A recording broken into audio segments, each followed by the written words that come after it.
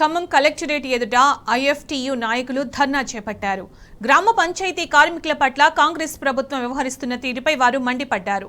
ప్రజా ప్రభుత్వం అని గొప్పలు చెప్పుకుంటున్న రేవంత్ సర్కార్ గ్రామ పంచాయతీ కార్మికుల పట్ల వివక్ష ఎందుకు చూపుతున్నారని ప్రశ్నించారు. కాంగ్రెస్ పాలనలో 6 నెలల నుంచి జీతాలు లేక పస్తులు ఉండాల్సిన దుస్థితి ఏర్పడిందని ఆవేదన వ్యక్తం చేశారు. మాట ప్రకారం తక్షణమే గ్రామ పంచాయతీలో కొనసాగుతున్నటువంటి మల్టీపర్పస్ విధానం ప్రభుత్వ రంగాల్లో ఒకే పనికి 2 రకాల వేతనాలు ఉండకూడదని చెప్పి తీర్పిచ్చిందో ఆ తీర్పును అమలు చేయాలి అని చెప్పేసి డిమాండ్ చేస్తూ ఉన్నాం. రానున్న రోజుల్లో తెలంగాణ ప్రజల గ్రామ పంచాయతీ కార్మికుల తరపున